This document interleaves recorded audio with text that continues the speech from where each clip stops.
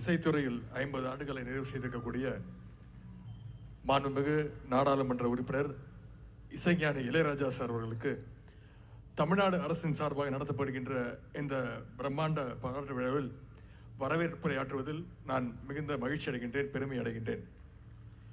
இந்த வாய்ப்பை எனக்கு அளித்த தமிழ்நாடு முதலமைச்சர்களுக்கு முதல் என்னுடைய வணக்கத்தையும் நன்றியும் நான் தெரிவித்துக் கொள்கின்றேன்.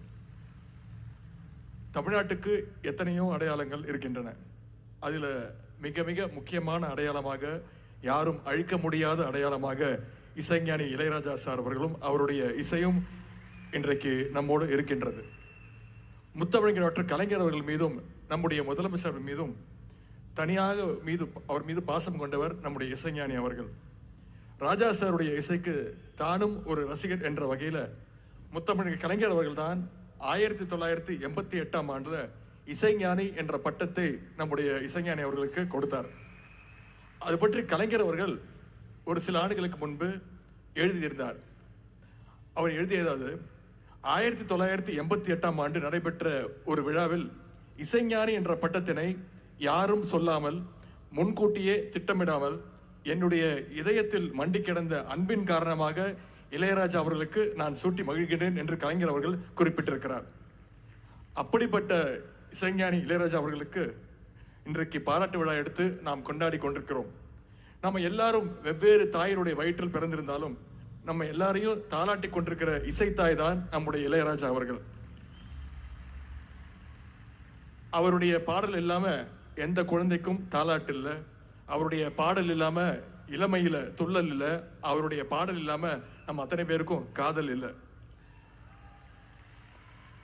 வயல்வெளி, டீக்கடை, திருவிழா, திருமணம், ஆட்டோ, பஸ், இப்படி எல்லா இடத்துலையும் நிறைஞ்சிருக்கக்கூடிய ஒரே இசைஞானி நம்முடைய இளையராஜா அவர்கள். இசையமைப்பாளர் என்பதை தாண்டியும் இசை மருத்துவர்னு சொல்ற அளவுக்கு அத்தனை பேருக்கும் இசைஞானி இளையராஜா அவர்கள் தான் பெஸ்ட் ஸ்ட்ரெஸ் ரிலீஃபர் அண்ட் கம்பெனியன். சமீபத்தில் சோஷியல் மீடியாவில் ஒரு மெசேஜ் படித்தேன். அதை இந்த நேரத்தில் உங்ககிட்ட ஷேர் பண்ண நான் விரும்புகிறேன். பொதுவாக நம்ம அத்தனை பேரும் தூரத்தை, அதாவது டிஸ்டன்ஸை மீட்டர், கிலோமீட்டர், மைல்ஸ் அப்படின்னு கூப்பிடுவோம், அப்படி தான் அழைப்போம். ஆனால் இசைஞானியுடைய ரசிகர்கள் மட்டும்தான் சென்னை டு விழுப்புரம் எவ்வளோ தூரம்னா 25 இளையராஜா சார் பாடல்கள் அப்படின்னு சொல்லுவாங்க. அந்த அளவுக்கு எல்லாருடைய பயணத்திலையும், எல்லாருடைய வாழ்க்கை பயணத்திலையும் வழித்துணையா இருக்கிறவர் நம்முடைய இசைஞானி அவர்கள்.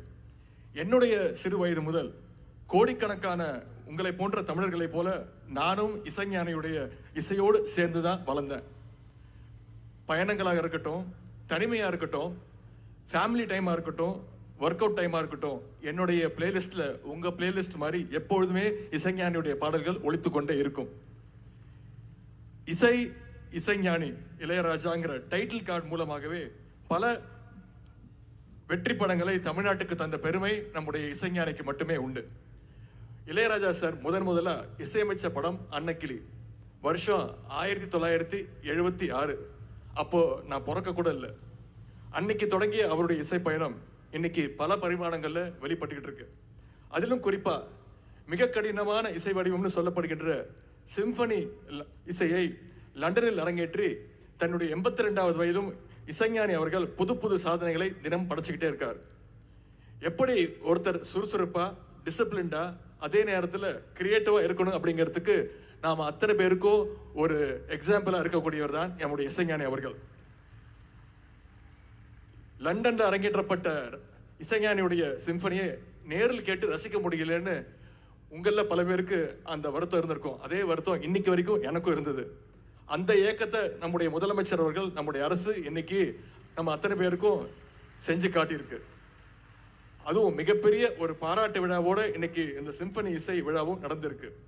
இது இசைஞானி அவருக்கு மட்டும் பெருமை இல்லை, ஒட்டுமொத்த தமிழ்நாட்டுக்கும், ஒட்டுமொத்த ஒவ்வொரு தமிழனுக்கும் இந்த பெருமை. இந்த பெருமைக்குரிய விழாவுக்கு தலைமையேற்றுள்ள மாண்புமிகு தமிழ்நாடு முதலமைச்சர் அவர்களை வருக வருக என வரவேற்கின்றேன். இன்னைக்கு விழாவுடைய நாயகர் மாண்புமிகு நாடாளுமன்ற உறுப்பினர் இசைஞானி அவர்களை வருக வருக என வரவேற்கின்றேன். மாண்புமிகு நாடாளுமன்ற உறுப்பினர் உலக நாயகன் கமல் சார் அவர்களையும் வருக வருக என்று வரவேற்கின்றேன். சிறப்புக்குரிய விழாவுக்கு வருகை தந்துள்ள நம்முடைய சூப்பர் ஸ்டார் ரஜினி சார் அவர்களையும் வருக வருக என்று வரவேற்கின்றேன். மாண்புமை உயர்நீதிமன்ற நீதியரசர்களை வருக வருக என வரவேற்கின்றேன். நன்றி உரை ஆற்றவிருக்கக்கூடிய மாண்புமிகு அமைச்சர் அண்ணன் மூப்பே சாமிநாதன் அவர்களையும், நீர்வளத்துறை அமைச்சர் திரு துரைமுருகன் மாமா அவர்களையும், வந்திருக்கக்கூடிய மாண்புமிகு அமைச்சர் பெருமக்களையும், தோழமை கட்சியுடைய அனைத்து தலைவர்களையும், மாண்புமிகு நாடாளுமன்ற சட்டமன்ற உறுப்பினர்களையும், மாண்புமிகு மேயர் உள்ளிட்ட உள்ளாட்சி அமைப்புகளுடைய பிரதிநிதிகளையும், இளையராஜா சாருடைய குடும்ப உறுப்பினர்கள் அத்தனை பேரையும் வருக வருக என வரவேற்கின்றேன். தலைமைச் செயலாளர் திரு முருகானந்தம் ஐஏஎஸ் அவர்களையும், முதலமைச்சருடைய செயலர் திரு சண்முகம் ஐஏஎஸ் அவர்களையும், தமிழ் வளர்ச்சி மற்றும் செய்தித்துறை அரசு செயலாளர் திரு ராஜாராமன் ஐஏஎஸ் அவர்களையும், செய்தி மற்றும் மக்கள் தொடர்புத்துறை இயக்குனர் திரு வைத்தியநாதன் ஐஏஎஸ் உள்ளிட்ட அனைத்து அரசு அதிகாரிகள், காவல்துறை அதிகாரிகள் அனைவரையும் வரவேற்று மகிழ்கின்றேன். திரையுலகம் மற்றும் இசையுலகைச் சேர்ந்த அனைத்து நண்பர்களையும் ஆளுமைகளையும் வருக வருக என வரவேற்கின்றேன். I extend a warm welcome to the Royal Philharmonic Concert Orchestra to this historic event. Welcome to Chennai. உலகம் முழுவதும் இருந்து வருகை தந்துள்ள இசைஞானியுடைய ரசிகர்கள் ஒருவராக உங்கள் அனைவரையும் வருக வருக வரவேற்கின்றேன். பத்திரிகை நண்பர்களையும் வந்திருக்கக்கூடிய அனைத்து ரசிக பெருமக்களையும் வருக வருக என வரவேற்று இந்த வாய்ப்புக்கு நன்றி கூறி விடைபெறுகின்றேன். நன்றி, வணக்கம்.